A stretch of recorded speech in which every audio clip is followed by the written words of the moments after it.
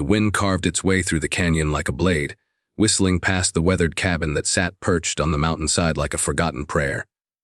Inside, Ezekiel Morrison hunched over his meager fire, stirring a pot of beans that had seen better days. His hands, scarred from years of trapping and mining, moved with the mechanical precision of a man who had long ago stopped expecting anything good from life. He was 43 years old and felt every year of it in his bones.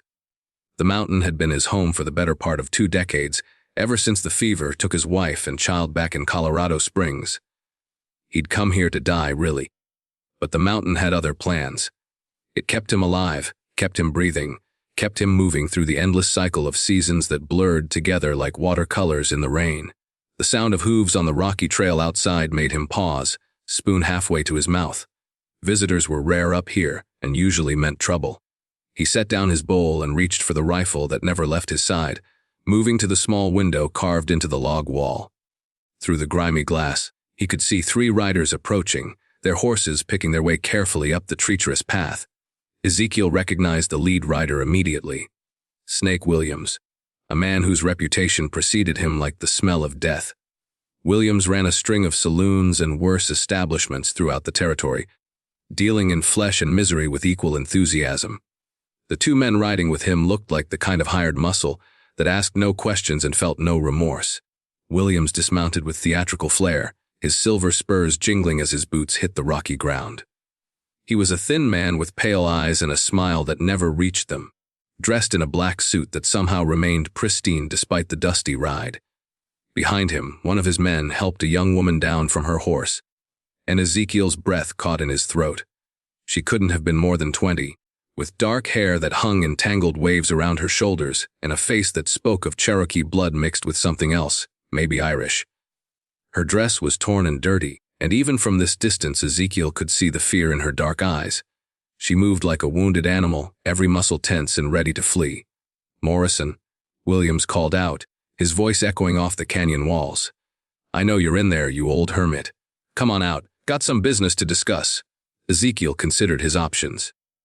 He could try to wait them out, but Williams wasn't the type to be easily discouraged. And there was something about the girl that tugged at something deep inside him, something he thought had died with his family all those years ago. He opened the door slowly, rifle in hand, but pointed at the ground. "Williams," he said, his voice rusty from disuse. "What brings you up to my little corner of hell?" The man's smile widened, showing teeth that were too white and too sharp. "Direct as always. Morrison, I like that about you. See, I've got a proposition for you. This here is Maria, half-breed Cherokee, but pretty enough to make a man forget her bloodline. Problem is, she's been nothing but trouble for me. Won't work, won't cooperate, keeps trying to run away." Williams grabbed the girl's arm, and she flinched but didn't cry out. Her eyes met Ezekiel's for just a moment, and he saw something there that reminded him of a wild horse he'd once tried to break. Beautiful, proud, and absolutely terrified. "I'm heading down to California. Got some new opportunities opening up out there. Can't be dragging dead weight with me. So here's what I'm thinking. $2 and she's yours. Do whatever you want with her. Hell, put her to work, make her cook and clean. Or just shoot her and bury her up here where nobody'll ever find the body. Makes no difference to me." The casual cruelty in Williams' voice made Ezekiel's stomach turn. He looked at the girl again, saw the way she held herself despite everything. The dignity that somehow survived whatever hell she'd been living through. She reminded him of someone, though he couldn't quite place who. $2 is a lot of money for a mountain man," Ezekiel said carefully. Williams laughed, a sound like breaking glass. "Come now, Morrison. I know you've got money tucked away somewhere. 20 years of trapping and mining, living like a monk up here. What else you got to spend it on?" Ezekiel glanced at the girl one more time.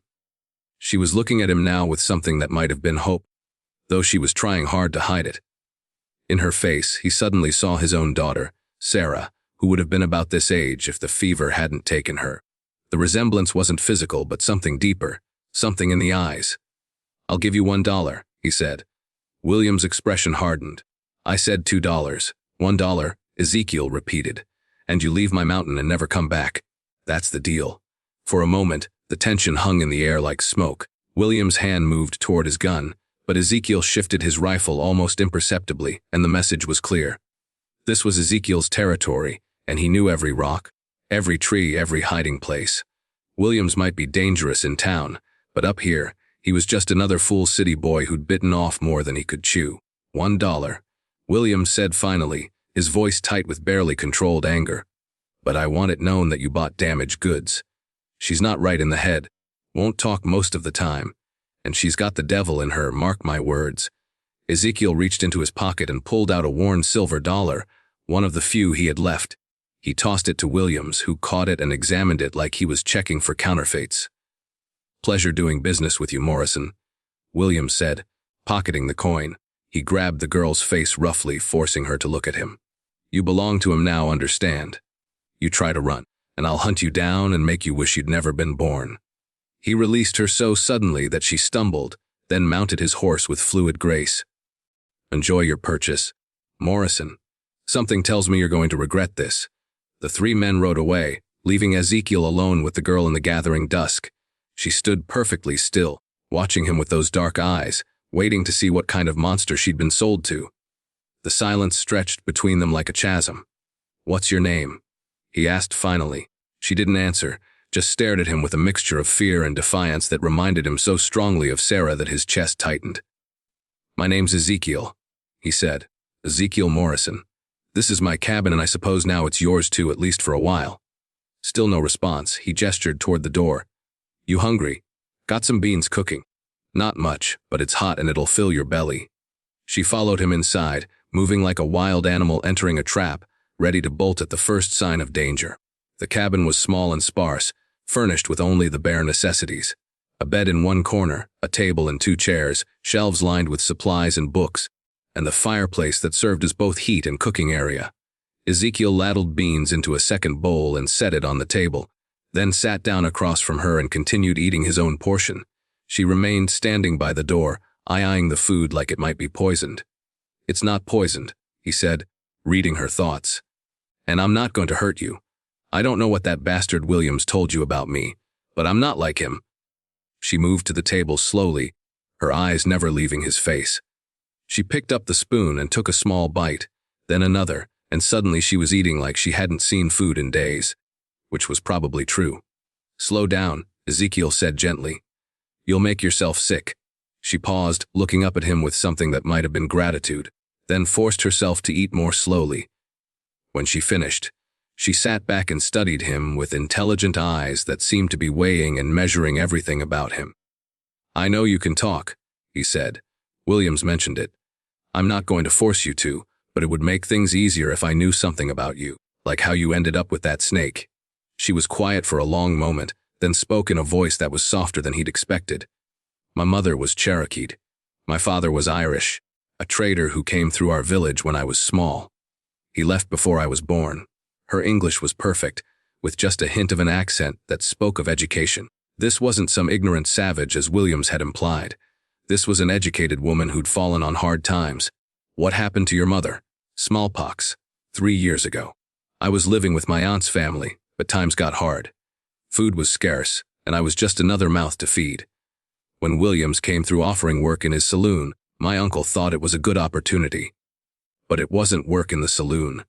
She shook her head, looking down at her hands.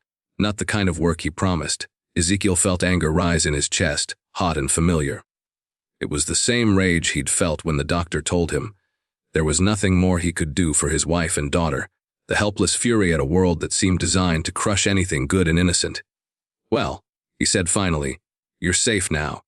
I know that probably doesn't mean much coming from a stranger who just bought you for $1, but it's true. I won't hurt you, and I won't let anyone else hurt you either. Why? She asked, meeting his eyes for the first time. Why did you help me? He was quiet for a long time, staring into the fire. How could he explain that she reminded him of his daughter? That buying her freedom was maybe the first decent thing he'd done in 20 years. That he was tired of being alone with his ghosts. I had a daughter once, he said finally. About your age. She died young, along with her mother. Maybe I helped you because I couldn't help her. Something shifted in her expression, a softening around the edges. What was her name? Sarah. Sarah Elizabeth Morrison. She would have been 22 this winter. I'm sorry, she said, and he could hear that she meant it. They sat in comfortable silence for a while, listening to the fire crackle in the wind outside. Finally, Ezekiel stood and gestured toward the bed. "You can sleep there tonight. I'll make up a place by the fire." "Where will you sleep when winter comes?" she asked. "It gets cold up here." "I'll build another room," he said without thinking, then stopped. The assumption that she'd still be here in winter surprised him. When had he started thinking of this as permanent? She seemed to read his thoughts. "I won't run away," she said. "I have nowhere to go." "You could go back to your people." She shook her head. "There's nothing left there for me. And Williams wasn't lying when he said he'd hunt me down. He has a long reach and a longer memory." Over the next few weeks, they fell into a routine that surprised them both with its naturalness. Maria, as she'd told him her name was, proved to be intelligent and capable. She could cook better than he could, mend clothes, tend wounds, and she knew more about herbs and natural medicine than most trained doctors. In return, he taught her things about surviving in the mountains, about reading the weather and the wildlife, about the subtle signs that meant the difference between life and death in this harsh environment. She was healing, he could see that. The fear in her eyes faded day by day, replaced by something that looked almost like contentment. She smiled sometimes now, and when she did, it transformed her entire face. She was beautiful, he realized, though it was a beauty that went deeper than mere physical appearance. But more than that, she was bringing him back to life. For 20 years, he'd existed in a kind of walking death, going through the motions of survival without really living. Now he found himself looking forward to her morning greeting, to the sound of her humming while she worked, to their evening conversations by the fire. She told him stories of her childhood, of Cherokee traditions and Irish folktales her father had somehow managed to pass down through her mother. He found himself sharing memories he thought he'd buried forever, stories of Sarah and Margaret, of the life he'd lost and the dreams that had died with them. One evening in early October, as the first snow began to dust the peaks, they were sitting by the fire when she asked the question he'd been dreading. What happens when spring comes? He looked up from the knife he was sharpening, meeting her eyes across the firelight. "What do you want to happen?" "I want to stay," she said simply. "If you'll have me." The words hung in the air between them, loaded with implications neither of them was quite ready to address. He set down his knife and looked at her, really looked at her, seeing not just the broken girl Williams had sold him but the strong, beautiful woman she was becoming. "Maria," he said carefully, "I'm twice your age. I'm a broken-down old mountain man with more ghosts than a graveyard. You deserve better than that, maybe," she said, moving from her chair to sit beside him on the rough wooden bench he'd built. "But what I deserve and what I want aren't necessarily the same thing." She reached out and touched his hand, her fingers soft against his scarred knuckles. "You saved my life, Ezekiel, not just from Williams, but from giving up entirely. You've shown me kindness when I'd forgotten what it looked like. You've made me laugh. That's gratitude talking," he said, though his heart was pounding, "not love." "Don't tell me what I feel," she said, her Cherokee pride flashing in her eyes. "I know the difference between gratitude and love. I felt grateful to the woman who gave me bread when I was starving in Williams' place, but I didn't want to spend my life with her." She stood up and moved to the window, looking out at the snow-covered landscape. "I know you love me too. I see it in the way you look at me when you think I'm not watching. I hear it in your voice when you say my name. I feel it in the way you've never once made me feel like property, even though you bought me fair and square." He joined her at the window, standing close enough to feel the warmth radiating from her body. "I do love you," he admitted. "I love you more than I thought possible, but that doesn't make it right."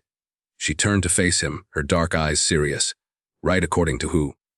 "The same people who thought it was right for Williams to sell me like livestock, the same society that killed my mother's people and then blamed them for dying." She reached up and touched his face, her palm gentle against his bearded cheek. "I love you, Ezekiel Morrison, not because you saved me, but because of who you are, because you're kind and strong and decent, because you've been alone too long and so have I, and maybe together we can be less alone." He closed his eyes, leaning into her touch. When he opened them again, she was still there, still real, still looking at him like he was worth something.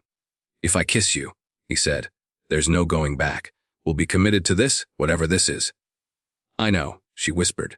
He kissed her then, soft and tentative at first, then with growing passion as she responded. She tasted like home, like everything he'd lost and everything he'd hoped for. When they finally broke apart, both of them were breathing hard. "I love you," he said again, the words easier now. "I love you too," she replied. That winter was the hardest and the best of Ezekiel's life. The snow fell early and deep, trapping them in the cabin for weeks at a time.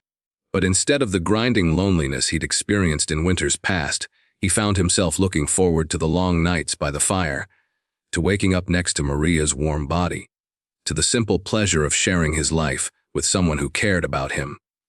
They were married in the spring by a traveling preacher who made his way up the mountain to perform the ceremony. It was a simple affair, witnessed only by the wind and the eagles, but it felt more real and meaningful than any elaborate church wedding could have been. Maria proved to be not just a loving wife but a true partner. She had a head for business that complemented his practical skills, and together they began to build something more than mere survival. She suggested they start a small trading post, taking advantage of their location on one of the few passes through the mountains. Travelers would pay well for supplies, information, and a safe place to rest. The idea worked better than either of them had dared hope.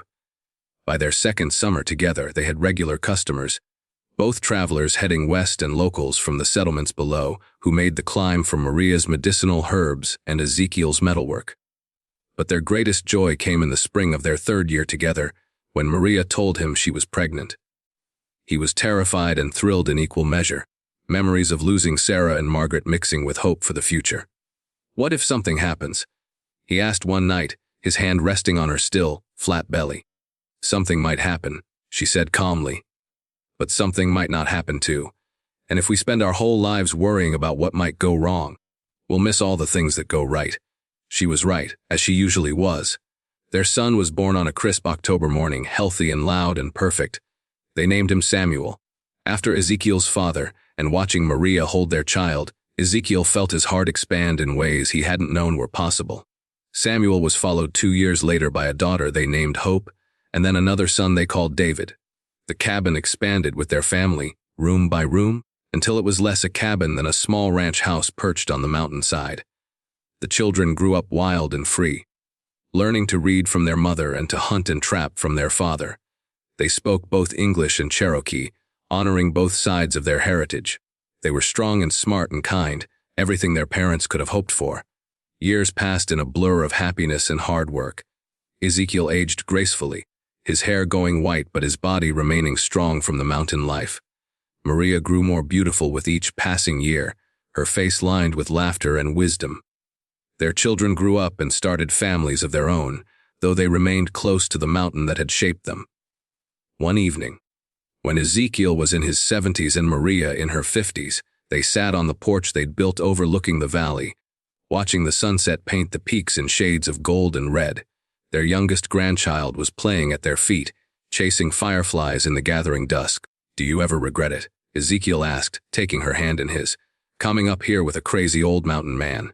Maria laughed, the same musical sound that had been brightening his days for over 30 years. "Never," she said. "Though I do sometimes wonder what would have happened if Williams had asked for $3 instead of 2. I would have paid it." Ezekiel said without hesitation. "I would have paid anything." "I know," she said, squeezing his hand. "That's why I love you." As the stars began to appear in the darkening sky, Ezekiel reflected on the strange turns life could take. He'd come to this mountain to die, had lived as a ghost for 20 years, convinced that love and happiness were things that happened to other people. Then a greedy man had sold him a broken girl for $2, and everything had changed. Maria had taught him that love wasn't something you lost and never found again. It was something that could be reborn, could grow stronger with time, could create new life and new hope even in the darkest places. She'd shown him that healing was possible, that two broken people could make each other whole. "Thank you," he said quietly. "For what?" "For teaching me how to love again." She smiled and leaned against his shoulder, comfortable in the way that only came from decades of shared life. "You already knew how to love, Ezekiel. You just needed someone to remind you." Below them, the valley spread out in darkness punctuated by the warm glow of windows, families gathering for dinner, children being tucked into bed, lives being lived in all their messy, beautiful complexity. And high above it all, on their mountain perch, Two souls who had found each other against all odds sat together in perfect contentment, grateful for every moment of the life they'd built together. The mountain wind whispered through the pines, carrying with it the scent of snow from the distant peaks and the promise of seasons yet to come.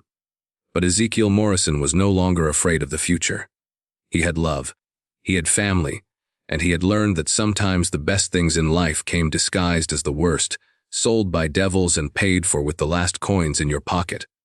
$2 had bought him everything that mattered, but Maria had given him something far more precious in return. She had given him back his capacity for joy, his belief in tomorrow, his understanding that love was not a finite resource but something that grew stronger when shared. As they rose to go inside, their grandchild finally captured and sleepy in Maria's arms, Ezekiel took one last look at the stars emerging in the vast Montana sky. Somewhere out there, other lost souls were wandering in darkness, convinced that their chance for happiness had passed them by. He hoped they would be as fortunate as he had been, hoped they would find their own version of salvation in the most unexpected places. The trading post below them glowed with warm lamplight, testament to the life they'd built from nothing. Travelers would come and go, carrying stories of the mountain man and his Cherokee wife who'd turned a barren peak into a beacon of hospitality. Some would speak of Maria's healing herbs that had saved their lives, others of Ezekiel's honest dealings and fair prices. But all would remember the love that seemed to radiate from every corner of their mountain home. Their eldest son, Samuel, had taken over much of the trading post operations now, his own children running between the counters just as he once had. Hope had married a good man from the valley and moved to Denver, but she returned every summer with her family, filling the mountain with laughter and chaos. David had chosen to stay close to home, building his own cabin just down the ridge, close enough to help with the business but far enough to have his own space. The family had weathered storms together, both literal and metaphorical. There had been the terrible winter when avalanches cut them off for 4 months, and they'd survived on stored supplies and mountain game. There had been the year when a group of outlaws tried to rob the trading post, only to discover that mountain families stuck together, and the Morrison clan had allies throughout the territory. There had been losses too. Maria's difficult 4th pregnancy that ended in heartbreak, leaving them grateful for the 3 healthy children they had. The death of old Pete, a grizzled prospector who'd become like family, teaching the children to pan for gold and tell tall tales by the fire. The slow decline of Ezekiel's eyesight in recent years, though Maria joked that he could still spot a dishonest trader from a mile away.